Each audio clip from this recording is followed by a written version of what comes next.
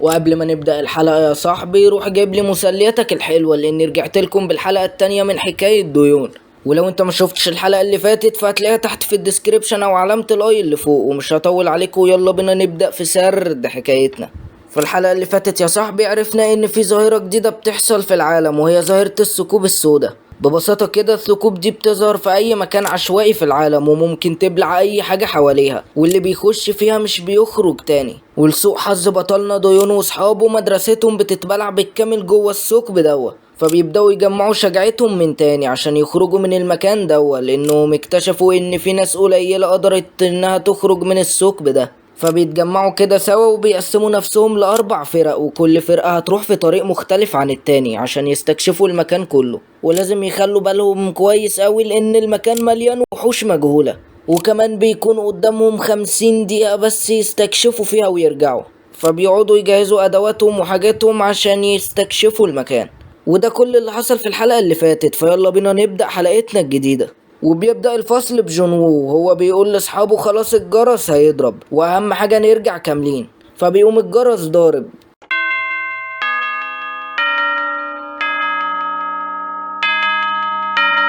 فبيقول جون وو يلا كل فرقة تجهز. وعلى الناحية التانية بطلنا ديون قاعد متحسر على اللي حصل لهم، فبيقول ايه اللي جابنا هنا بس وايه اليوم الاسود ده. وبيرجع في فلاش باك وهو كان قاعد بيهزر مع صحابه في وقت الغدا والحياة كانت طبيعية وحلوة. بس ديون بيفوق نفسه بسرعة وبيقول لا ده مش وقت تفكير، لازم اركز، واهم حاجة اني لازم الاقي اختي كيم، وكمان لازم الاقي صاحبي جيون.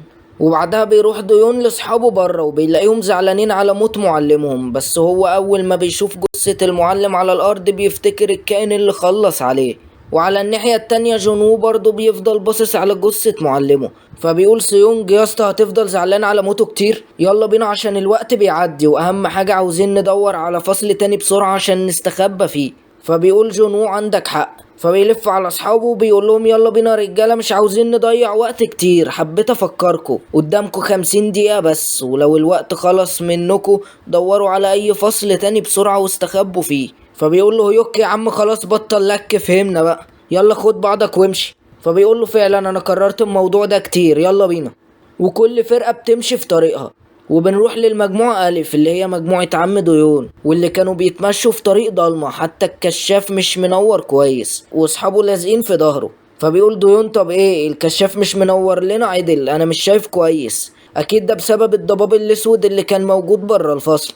فبيقول شو لا ابوس ايدك ابص رجعني الفصل تاني. فسو بتقول له ما ترجع ليالا شوية وبعدين محدش مسكك، عاوز تروح تقعد لوحدك في الفصل روح. فبيقول لها انت يا بنت سو ما عندكيش قلب خالص، خلاص ابص انا جاي معاكم. فديون بيقول لسيونا بقول لك ايه لو شفتي اي علامة مميزة او اي حاجة غريبة حطي عليها علامة في الخريطة. فبتقول له تمام يا ريس. فبيفضلوا ماشيين شوية لحد ما تشوي بيتعب منهم وبيريح شوية كده، بس سو بتقوم شاده غصب وبتقول له يلا يلا، وبيكملوا طريقهم عادي. بس مرة واحدة بيشوفوا نور اخر الطريق وبيستغربوا، وبيفضلوا مكملين لحد ما بيوصلوا للصالة اللي منورة. فبتقول لهم سيونا ده في مفترق طرق تاني، استنى حط علامة على المكان ده عشان منتهش. فدون بيقول غريبة ان المكان ده منور كده، بس سو لما بتبص يمين بتلاقي حد مرسوم على الحيطة. فبتقول لهم يا جدعان بصوا كده. وبيتنقل بينا المشهد للمجموعة ب مجموعة عم جونو، واللي كانوا وصلوا لنفس المكان اللي وصل له ديون واصحابه بس من جهة تانية. فمي بتلمس الحيطة وبتقول لهم دي مجرد صورة مش اكتر. فبيقول لهم الصور دي مثيرة للشك. فبيفضل يبص يمينه وشماله وبيركز على كل صورة في المكان. فبيقول لاصحابه خلاص كفاية كده فاضل لنا 38 دقيقة يلا نرجع الفصل. فبتقرر المجموعة ب انها ترجع للفصل وبنرجع للمجموعة ألف. فطبعا تشوي بيعيط كالعادة وبيقول لهم لا يا جدعان ابوس ايديكم ما تعملوش فيا كده، بلاش نمشي من الطريق ده وهديكوا كل ثرواتي بس ابوس ايديكم. فبتقول له سو هو انت حيلتك ايه اصلا يا جربوع انت، امشي وانت ساكت. فبيحط جزمة في بقه وبيسكت خالص. ايوه كده هو الواحد زي تشوي محتاج الجزمة بس عشان يسكت. فبيروحوا على الطرقة اللي شاورت عليها سو، لما بيقربوا بيلاقوا الطرقة كلها رسومات لأشخاص على الحيطة. فبيقول لهم ديون غريبة اكيد مفيش حد فاضي جاي يرسم الرسومات دي هنا. فبيبص على الارض مرة واحدة بيشوف قلم صاحبه جيونجي. فبيرجع في فلاش باك وهو قاعد مع صاحبه تشوي والقلم ده كان في ايده.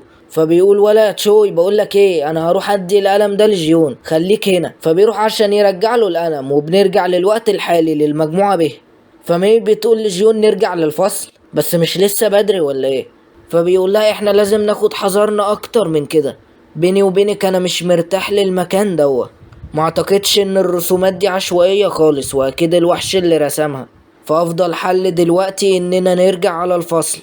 فبتقول له تمام يا قائد. وعلى الناحية التانية بنشوف صورة لجيونجي مرسومة على الحيطة. وبنروح للمجموعة ألف بس ديون بيلمح صورة غريبة على الحيطة، صورة صاحبه جيونجي. فبيتجمد في مكانه. فبيتخيل صاحبه جيون وهو بيتلزق في الحيطة وبيترجى إن حد يساعده. بس ديون بيفوق نفسه من الأوهام دي بسرعة وبيقول أكيد لأ، جيونجي أكيد عايش وزي القرد يعني. التخيلات الزفت اللي بتجيلي دي أكيد دي مجرد رسمة.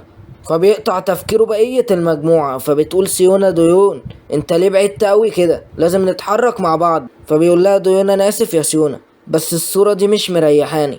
فبتقول له سو ما تركزش فيها قوي كده يعني ويلا بينا نكمل. فبيعدي تشوي من جنبه فبيتجمد مكانه لما بيشوف صاحبه جيونجي مرسوم على الحيطة. فبيقول له تشوي يا اسطى هو مش ده جيون، هو بيعمل ايه على الحيطة؟ في اللحظة دي أنا وتشوي بصينا لبعض والصمت عم المكان، مش من الخوف وبس كمان من قلقنا على جيونجي.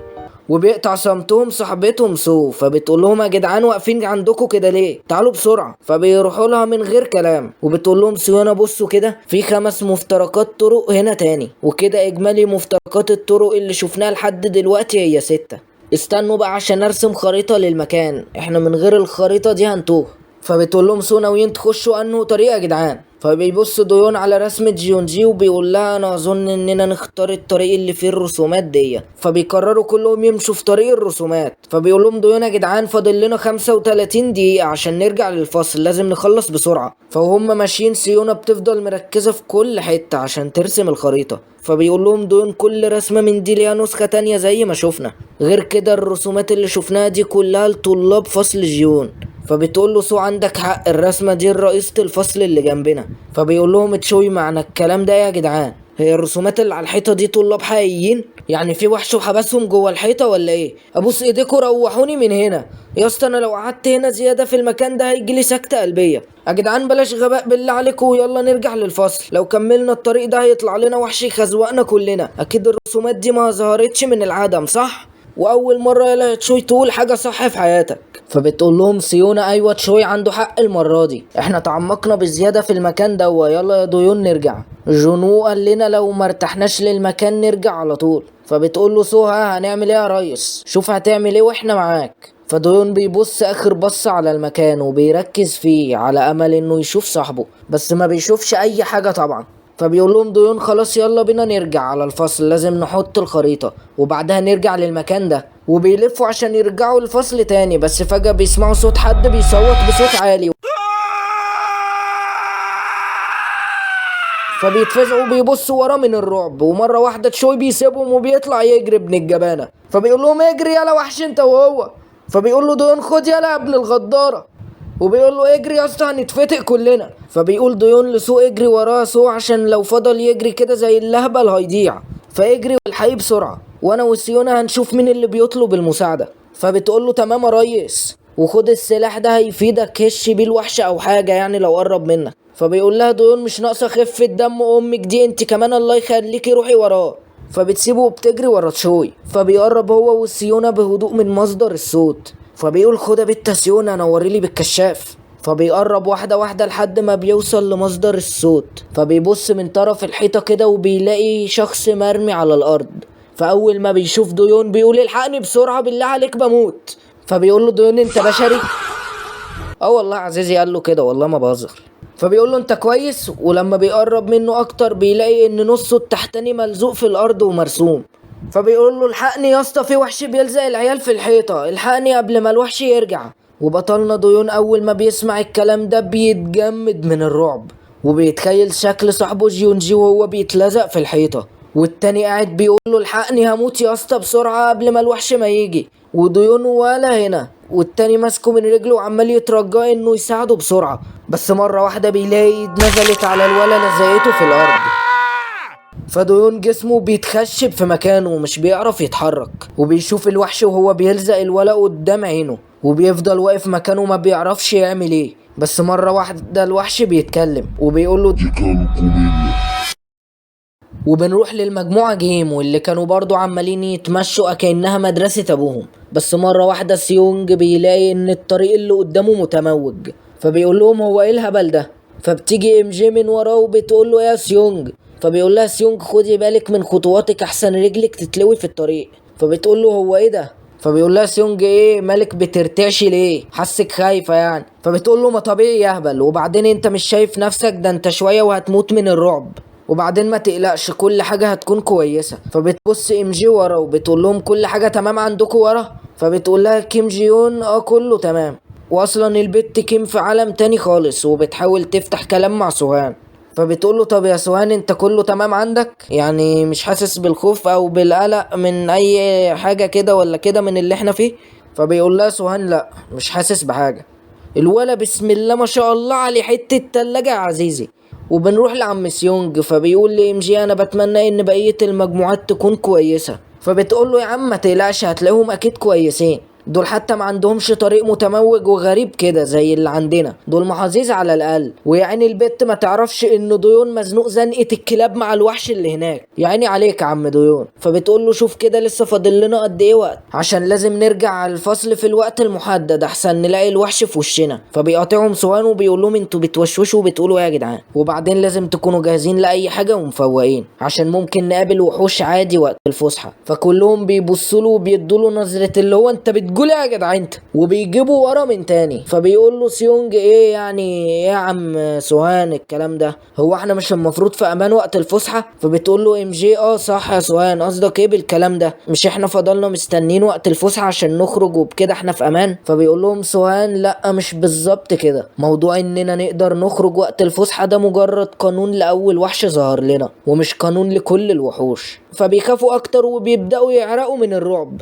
لانهم كانوا بيحسبوا انهم في امان. فبيكمل سوهان وبيقول لهم يعني بمعنى اصح كده المكان ده مليان وحوش والكل وحش ليه قانونه الخاص، ومش معنى ان الوحش الاول ليه قانون يبقى الباقي هيبقوا نفس القانون بتاعه، فعشان كده لازم تخلوا بالكوا كويس. وبنرجع بعدها لمنظور بطلنا ديون وبيكون في حالة لا يحسد عليها يا عزيزي. فديون بيحكي لنا كده في اللحظة دي حسيت ان كل حاجة اتجمدت، صوت الشخص اللي كان محتاج مساعدتي صوته بقى بعيد قوي. فضلت ثابت مكاني ومش عارف اتحرك لحد ما لقيت ان الوحش خلص على الولا قدام عيني. في اللحظة دي استوعبت كل حاجة، حاولت ان احرك نفسي بس مش عارف، حاولت ان احرك ايدي بس برضو مش عارف. في اللحظة دي جسمي خني، حسيت اني هموت، وكل اللي كان شاغل تفكيري هو سؤال واحد بس، هل هي دي نهايتي؟ بس لحظة واحدة بس، هو ازاي في وحش وقت الفسحة؟ مش المفروض ان احنا في امان في وقت الفسحة ولا ايه؟ هو ده حصل ازاي؟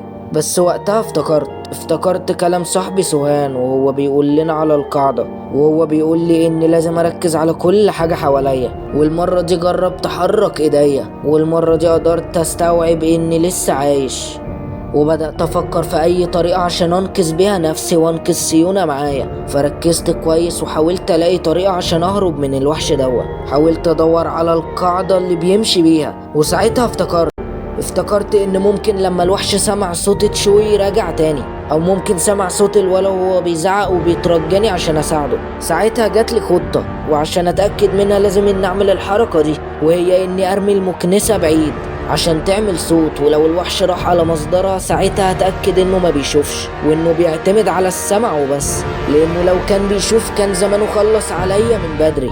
والمرة دي قدرت اجمع شجاعتي ورميت المكنسة بعيد، وفعلا اول ما الوحش سمع المكنسة راح ناحيتها فورا. فتأكدت من نظريتي وحاولت اتحرك بالراحة لورا ناحية سيونا، واخيرا قدرت اوصل لها. فبتقول له سيونا اتأخرت كده ليه، في ايه عندك؟ فبيقول لها يلا بينا بسرعة من هنا، امشي بالراحة وبلاش تعملي اي صوت خالص. فبيمشوا بالراحة خالص وهم خلاص على اخرهم. بس مرة واحدة سيونا بتدوس على حتة ازازة وبتعمل صوت الله يحرقك يا شيخة. فبيبصوا لورا كده بطرف عينيهم عشان يشوفوا الوحش سمع ولا لا. ومرة واحدة بيسمعوا صوت الوحش وراهم وهو بيقول لهم دي كالكومينيا. وبنروح للمجموعة ب واللي بيكونوا هم أول ناس ترجع للفصل. فبتقول لهم مي الحمد لله رجعنا بالسلامة يا رجالة. ايه ده الفصل فاضي شكله الباقي لسه بره. هو فاضل على الوقت قد ايه يا جنوب؟ فبيقول لها لسه فاضل لهم 25 دقيقة. وبنرجع لمنظور ديون واللي أول ما بيبص ورا بيلاقي فجأة الوحش راجع تاني. فبيقول له دي كالكومينيا. فديون وسيونا بيموتوا من الرعب. بس ديون بيجمع شجاعته وبيقول له دي كالكومين يا امك يلا بينا بت يا سيونا اجري بسرعه. فالوحش بيمسك الارض وبيخليها حيطه وبيبدأ يقفل الطريق من وراهم. فديون بياخد سيونا وبيفلقوا جري بسرعة. بس الوحش ده سريع جدا يا عزيزي. فديون وسيونا بيجروا بأقصى سرعتهم بس الوحش خلاص بيقرب منهم وبيكون خلاص هيخلص عليهم. بس ديون فجأة بتجيله فكرة فبسرعة بيفتح تليفونه وبيشغل عليه المنبه وبيقوم رامي ناحية الوحش بسرعة. وأول ما التليفون بيرن على طول الوحش بينزل على التليفون بيلزقه في الأرض. فديون بيقع على الأرض وسيونا بتفضل متجمدة مكانها على أمل إن الوحش يمشي. وفعلا أول ما الوحش بيحس إن المكان بقى هدوء بياخد بعضه وبيرجع تاني. وأخيرا ديون وسيونا قدروا ياخدوا نفسهم وبيفضلوا ثابتين في نفس الوضعية دي لمدة 5 دقايق لحد ما بيستوعبوا اللي حصل. فديون بيقوم من على الأرض وسيونا بتفتح الخريطة عشان تشوف هما فين بالظبط وبيقرروا يرجعوا على الفصل بسرعة. وبنروح لتشوي حبيبنا واللي كان عمال يعيط. قوم يا فالح صحابك قاعدين بيتفتقوا وانت قاعد بتعيط لي هنا. بس سو بتخش عليه وبتقول له يا ابني ارحم امي التعبانه بقى انت عاوز تتوه مننا وخلاص ولا ايه؟ افرض ضعت ومعرفناش نلاقيك. فبيقول لها تشوي انا اسف يا سو بس ما حسيتش بنفسي غير وانا قاعد هنا. صح هو فين ديون وسيونا؟ فبتقول له ديون وسيونا جايين ورانا. وخلاص يا تشوي ولا يهمك. فبتقومه وبتقول له تعالى نشوف ديون وسيونا ورانا ولا لسه. ومره واحده بيخش عليهم ديون وسيونا. فسو تشوي اول ما بيشوفوهم بيفرحوا جدا بس بيبداوا يقلقوا بعد ما شافوا تعابير وشهم اللي كانت كلها رعب. فبتقول لهم سو هو في ايه يا جدعان؟ ايه اللي حصل معاكم؟ بس على طول سيونا بتاخد سو بالحضن وبتفضل تعيط في حضنها. وديون بيروح ناحية رسمة صاحبه اللي على الحيطة وبيعرف اللي فيها وان خلاص صاحبه جيون انتهى. فديون بيحط ايده على ايد صاحبه وبيبدأ يعيط هو كمان وبيفتكر كل ايامهم سوا كل ضحكة وكل ذكريات عملوها مع بعض وكل لعبة لعبوها سوا كل حاجة خلاص انتهت. فتشوي بيجي من وراه وبيعيط هو كمان وبيقول له في ايه يا اسطى؟ ماله جيون؟ هو اكيد كويس صح؟ اكيد زي القرد مستنينا في الفصل مش كده؟ ما تقولي حاجة ديون. فتشوي بيفهم اللي فيها على طول وبينهار اكتر. وسو بتحس بالاسف على اصحابها. وبعد كده اخيرا بيرجعوا للفصل.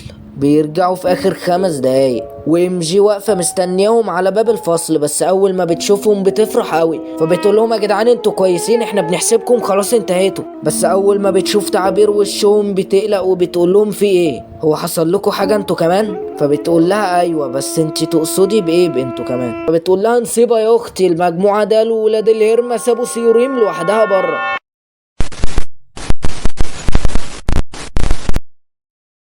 كل اللي موجودين في الفصل مصدومين من اللي عملوه وهيوك قاعد بيضحك ولا فارقه معاه. ومره واحده بيدخل عليهم الولا طاي ومي. فبتقول لهم مي للاسف يا جدعان مفيش اثر لسيوريم.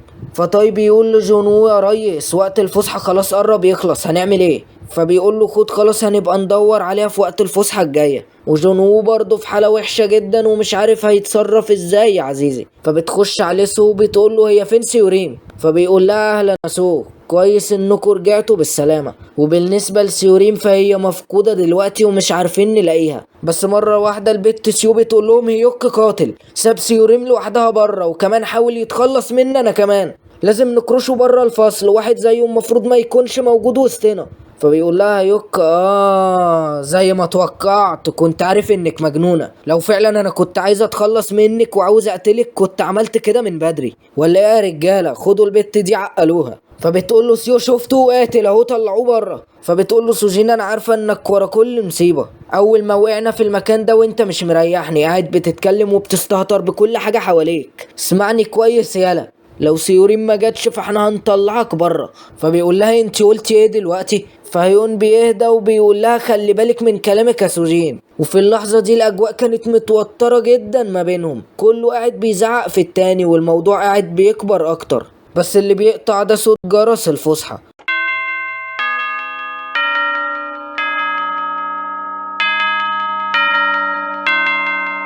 طبعا عزيزي انت مش فاهم حاجة وايه علاقة هيوك بضياع سيورين، بس ما تستعجلش يا عزيزي عشان تفهم اللي حصل. بنرجع لبداية الرحلة وبنرجع للفلاش باك عند المنظور المجموعة دال، وبيقول لهم جون خلوا بالكم من نفسكم يا رجالة وما تنسوش قدامكم 50 دقيقة. فبيقول له هيوك يا عم بطل لك خلاص بقى عرفنا. فبتمشي المجموعة دال، فهيوك بيقول لهيون يا اسطى هو الولا جون ده ما بيعصبكش؟ قاعد عمال يأمرنا عشان هو رئيس الفصل وخلاص. هو الولد ده كان في انهي مدرسة اعدادية؟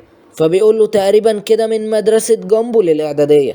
مدرسة جامبول ايه اللي جابها هنا بس؟ فبيقول له جامبول الاعدادية علشان كده مطرطش يعني. فهيون بيضحك وبيقول له عندك حق، والاتنين قاعدين بيهزروا ولا كأنها مدرسة ابوهم. انا مش عارف جايبين الانشكاح ده منين وهم هيتفتقوا في اي وقت. بس هم ماشيين وبيضحكوا بيسمعوا صوت عياط البت سيوريم وراهم. فبيقول لها هيوك انت لسه بتعيطي؟ لحظة، هو مش انتي البت اللي قاعدة قدام خالص جنب الباب؟ اكيد شفتي الوحش وهو بيقتل معلمنا. فالبت بتعيط اكتر اول ما بتسمع كده. فبيقول لها خلاص اهدي بقى ما تعيطيش، هتخلي الوحش يجي ويفتقنا، اهدي.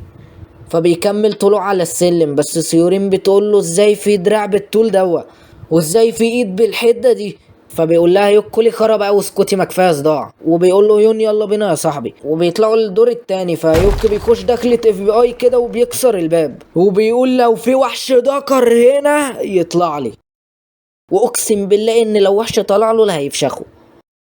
بس لما بيخشوا بيشوفوا شباك كبير ووراه متاهة ما بتخلصش. فيوك بيقول ليون يا اسطى انا لسه مش مصدق اي حاجه من اللي عيني شايفاها لحد دلوقتي. ايه المكان ده؟ تتوقع لما نطلع من هنا في حد هيصدقنا؟ انا لسه لحد دلوقتي مش مصدق اللي سوهان قاله لنا. فبيقول له يون على ما اعتقد هيصدقونا. فيوك بيقول له يا اسطى فكك، فاكر اللي حصل امبارح للولا جين؟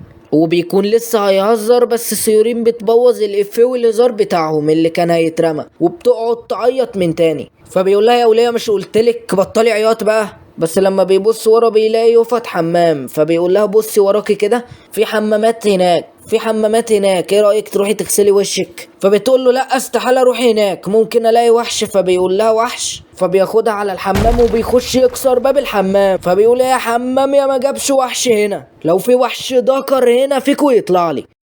يا ابني انت مصمم انك تتزنق من وحش يجيلك 1v1 ولا ايه ده؟ ربنا ساترها معاك. فبيقول لها يوك اهو يا ستي مفيش وحوش. فبتقول له اكيد في وحش مستنيني في ضرفه من ضرفات الحمام. فبيقول لها تعالي يا ستي تاني انا هثبت لك ان مفيش وحوش. فبيكسر كل بيبان الحمام بس ما بيلاقيش حاجه. فبيقول لها شايفه اي وحش هنا؟ بس محدش واخد باله من انعكاس المرايه اللي موجوده فيها انعكاساتهم وهي بتبص لهم بصات مريبه ورا وكانهم هيخرجوا من جوه المرايه ويخلصوا عليهم.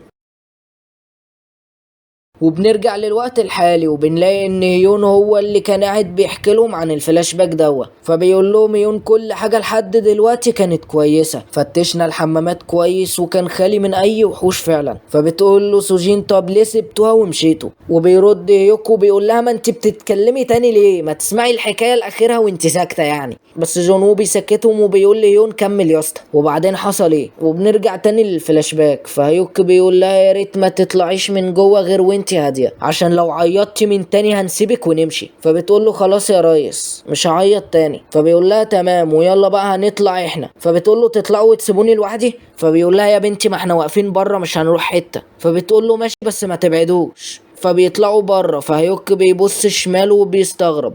فبيقول لها انت ايه اللي موقفك بره معانا؟ مش دي صاحبتك والمفروض تكوني معاها دلوقتي جوه تواسيها ولا ايه؟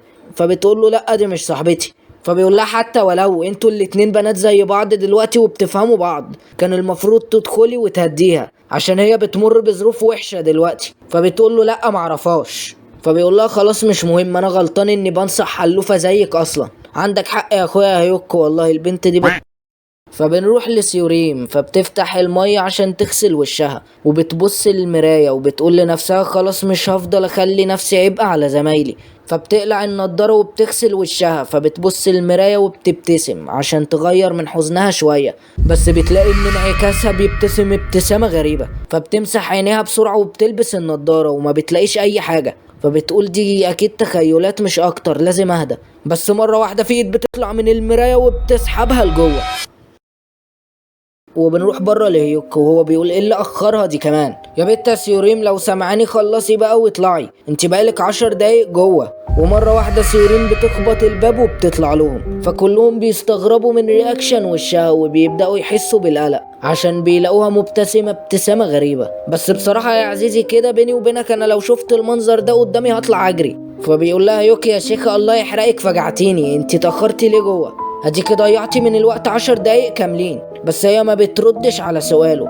فهيون بيبدأ يحس ان في حاجة غلط، بس يوك بيقرب منها وبيحط ايده على كتفها وبيقول لها على فكرة انا بكلمك انتي، ردي على سؤالي. بس ما بتردش عليه وبيقول لها فبيقول لها هو ليه انتي وسوجين عاوزين تعصبوا امي النهارده؟ بس فجأة سيورين بتلف راسها بالراحة ناحيتهم وبتديلهم ابتسامة تجيب للواحد صرعة. فهيون بيقلق اكتر وبيبدأ يتأكد ان في حاجة غلط. بس مرة واحدة سيورين بتفتح بقها، فهيوك بيخاف وبيقول لها ايه ده؟ انتي اتجننتي ولا ايه؟ فهيون بيسمع صوت سيورين جوه الحمام وهي بتعيط وبتطلب ان حد يساعدها، وبيستوعب ان اللي قدامهم دي مش سيوريم. فبيحس ان شبيهة سيوريم هتحرك ايديها، فبسرعة بيشد هيوك لورا. فهيوك بيقول له في ايه يا اسطى بتشدني ليه؟ فبيقول له في حاجة غلط. فهيون بيقول لشبيهة سيوريم انت مين وعاوزة ايه؟ فبيلاقي ان الوحش مبتسم له ابتسامة عريضة وسط الضلمة. ومرة واحدة بيلاقي ان بنت اللذينة دي بتجري عليهم. فهيون بيقول لها ارجعي ولا هخلص عليكي، بس برضه بتكمل جري. بس لما بتقرب هيوك بيقوم مديها واحدة في بطنها بيرزعها على الارض. فيوك بيقول لها سيوريم انا اسف ما كانش قصدي، قومي انت كويسه؟ هيون اكيد هي ما ماتتش صح؟ اكيد كويسه يعني، قومي سيوريم ما تستعبطيش. والاول مره هيون بيتجمد في مكانه وما بيكونش عارف يعمل ايه. بس بنت اللذينه بتلف رقبتها 180 درجه، فبتقوم لهم وبتعدل رقبتها ناحيه هيوك وهيون. فهيوك وهيون مصدومين ومش عارفين يعملوا ايه، وهل دي صاحبتهم ولا لا. بس شبيهة سيورين بتعدل رقبتها ناحية البت الرخمة بعد كده، ومرة واحدة بتقوم فاتحة سبرنت ناحية أمها. بس لحسن الحظ البت الرخمة قدرت تتجنبها وبتطلع تجري بسرعة. فالوحش وشه بيخش في الحيطة، بس الوحش بيقوم عليهم بسرعة هيجان وبيجري عليهم. فبياخدوها جري لحد ما بيوصلوا الحتة الوحش ما بيقدرش يعدي منها. فهيون بيستغرب، بس احنا بنفهم ليه الوحش ده مش عارف يعدي وكأن في جدار مخفي قدامه. لان ببساطة سيوريم الحقيقية محبوسة جوه مراية الحمام وما تقدرش تتحرك غير في مساحة الحمام وما تقدرش تخرج منه. والوحش ده اللي هو انعكاس سيوريم نفس الحكاية، ليه بس مربع معين يقدر يتحرك فيه. بس مرة واحدة بيلاقوا الوحش بيخبط دماغه في الحيطة ومش بيوقف. وعلى الناحية التانية بنلاقي ان سيوريم هي اللي بتخبط دماغها في الجدار على امل انها تطلع من المكان دوا. فبنرجع للوقت الحالي، فبيكمل لهم هيون الحكاية وبيقول لهم واحنا راجعين على الفصل فضلنا سامعين صوت تخبيط الوحش في الجدار الخفي لحد ما وصلنا للفصل. بس ودي كانت كل حاجة حصلت لنا، ما كانش في طريقة ننقذ بيها سيوريم خالص. وعلى ما اعتقد كده لو كان في حد مكاننا ما كانش هيعمل حاجة غير انه يهرب يعني. وهيوك ملوش اي علاقة بضياع سيوريم اصلا، البت دي هي اللي اتهطلت. فبيقول له جونو فهمت يا سوهان، هو عمك كلمك في حاجة زي دي قبل كده؟ فبيقول له سوهان يا اسطى انا عمي نحات يا اسطى مش عالم ظواهر غريبة، ايش فاهمه هو في الحاجات دي يعني. فسوجين بتقول لي يوك بس برضو انت قتلت سيوريم، ما انت ضربتها. فبيقول لها يوك يا بنتي هو انت عبيطة؟ بقولك هجمت علينا، كانت ناوية تخلص علينا، وبعدين انا ما قتلتش حد، هي اللي كانت عمالة تخبط دماغها في الحيطة، انا مالي. هيوك ملوش اي ذنب في اللي عمله، لان لما سيوريم طلعت من الحمام سمعت صوت سيوريم تاني وهو بيعيط وبيطلب المساعدة. يعني باختصار اللي كان قدامنا ده ما كانش سيوريم اصلا. فبتقول له سوجين قصدك ان كان في 2 من سيوريم ولا ايه؟ واللي جرى وراكو ده ما كانش سيوريم اصلا، بل كان وحش على شكل سيوريم ولا ايه؟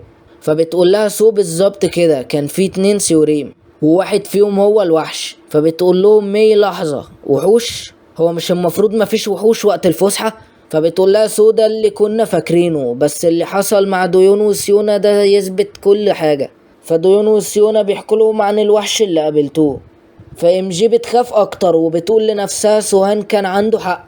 وبعدها ديون وسيونا بيحكوا لهم على كل حاجة حصلت معاهم من البداية لحد دلوقتي. فبتقول لهم يا نهار اسود، يعني الرسومات اللي كانت على الحيطة دي كانت لعيال حقيقية؟